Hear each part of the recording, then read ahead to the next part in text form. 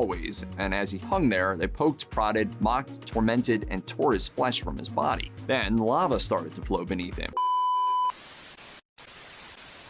Welcome back to the channel, or welcome to the channel. My name is RIGHTFUL if you are new.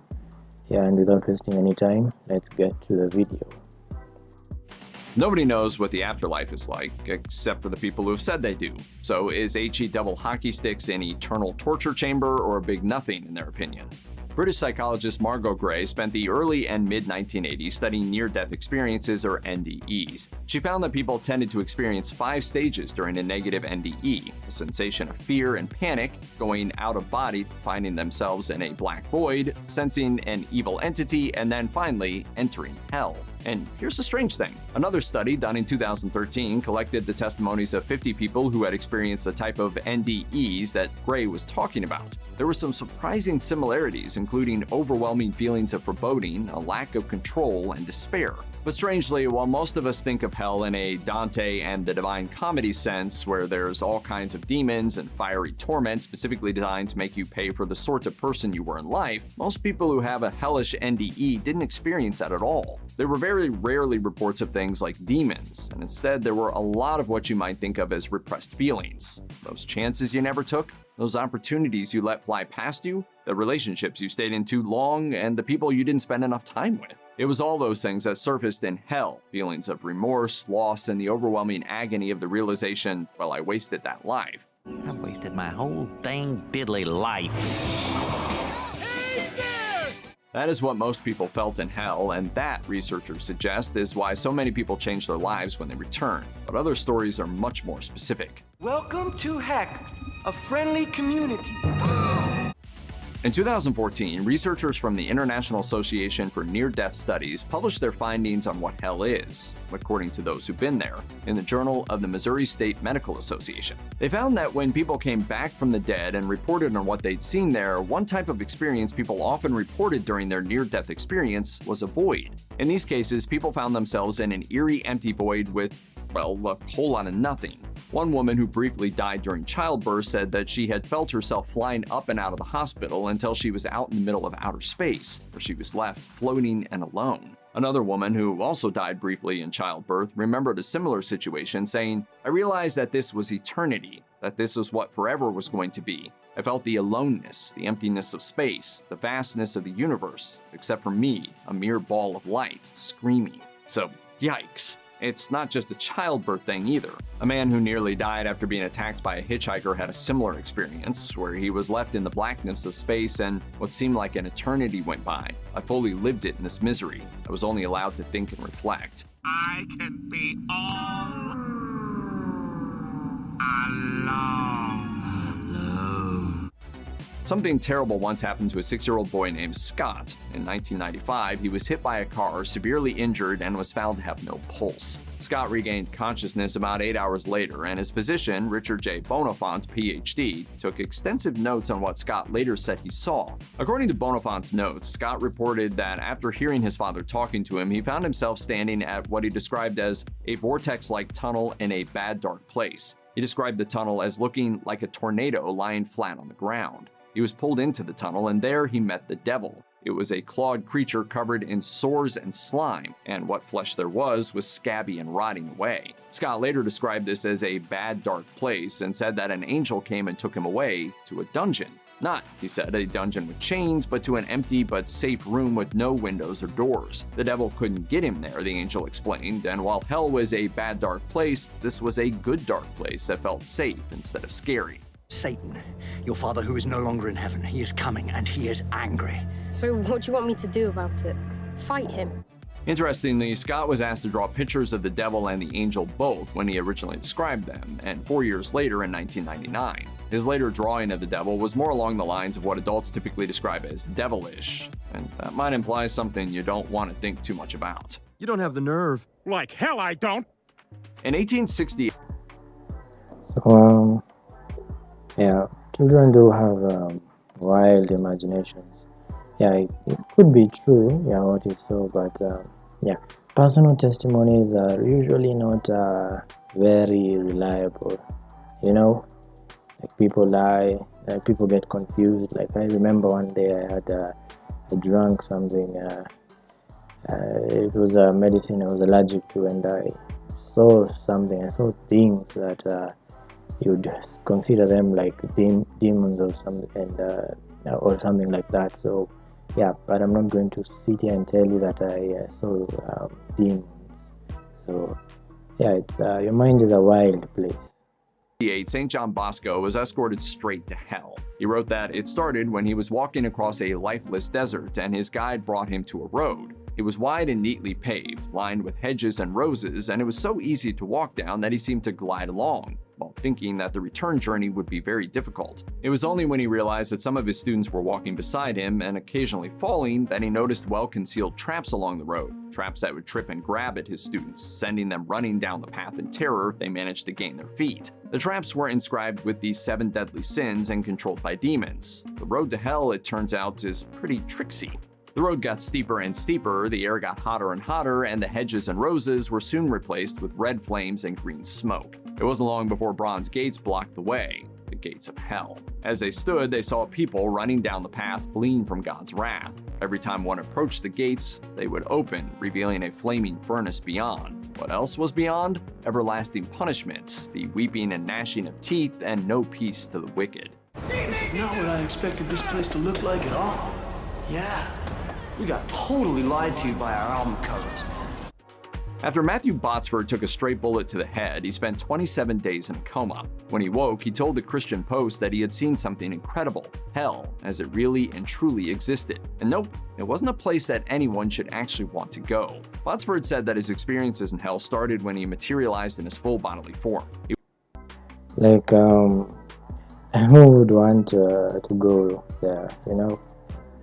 Okay, sorry for always pausing the video. He was hanging crucifixion style with his wrists and ankles chained. Around him was darkness, and below him, he recalled, it was very red and very hot. That's when he started to pray, and that's also when he was approached by pairs of eyes. Each eye was a demon, and they traveled in pairs, always, and as he hung there, they poked, prodded, mocked, tormented, and tore his flesh from his body. Then lava started to flow beneath him, getting higher and higher until it engulfed him and burned away his flesh, which would reform as soon as the lava subsided so he could be burned again and again. Needless to say, it wasn't pleasant, and one of the things he said was constant was the feeling of being mocked and ridiculed. He credited his wife's prayers for saving him, saying that he felt a massive hand pull him from hell and give him another chance to be a good person. See you later, suckers! All right, nothing to see. It's over. What just happened?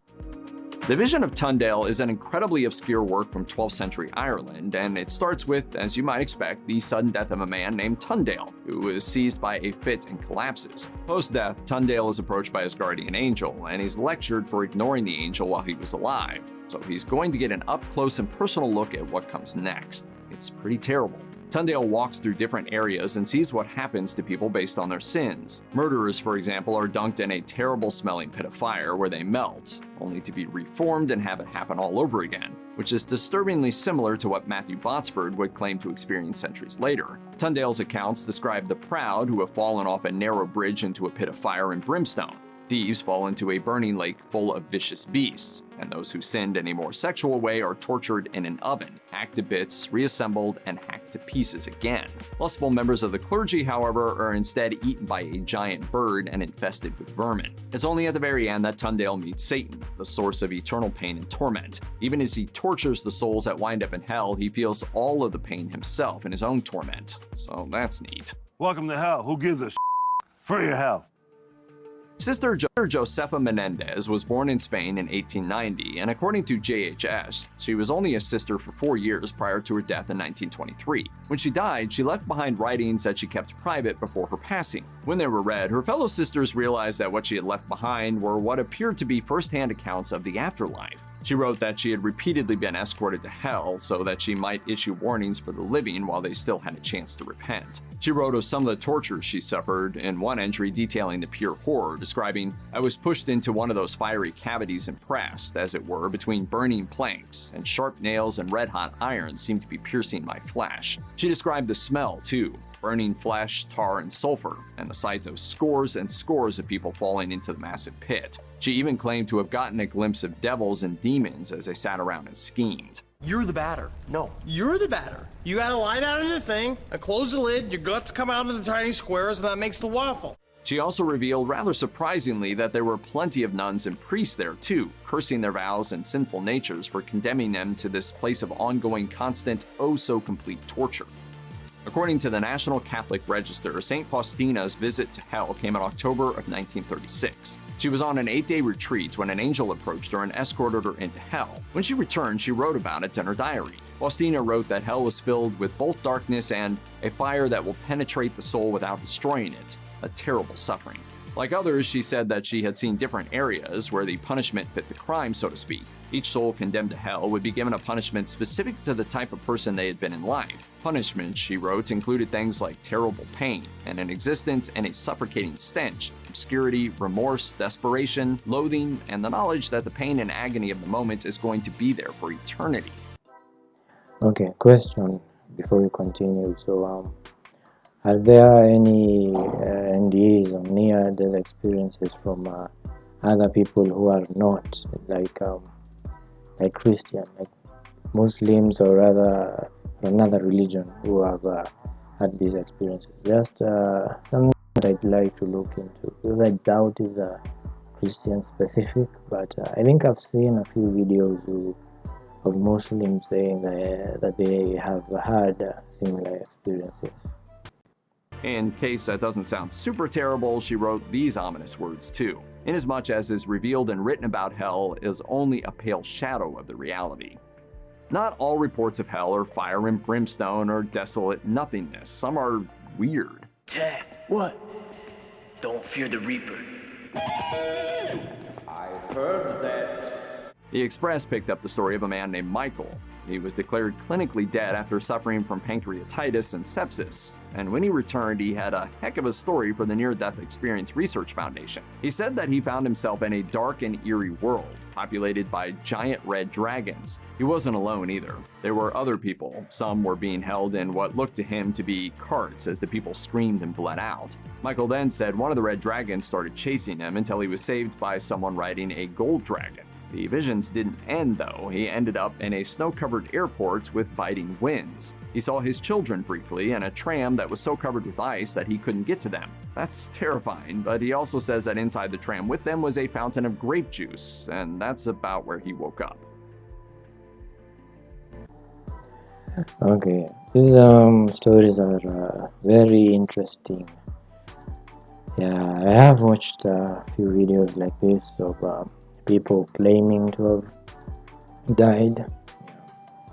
Like the only way to be truly sure is to, like, when you die, you'll know what it's like. So yeah, it's all up to you, you know. No one knows. Anyway, I've heard even more stories, even crazier ones than these ones, of people claiming they saw a lot of different things, you know. It's kind of like someone trying to explain to you their dreams. It's always weird, always unique. Anyway, what are your thoughts about hell? Yeah, is it real? Is it not real? Like, what do you believe? Anyway, that was a fun video I wanted to react to. Yeah, and I'll keep making more like these. And yeah, always do your research. And yeah, see you amazing people in the next video.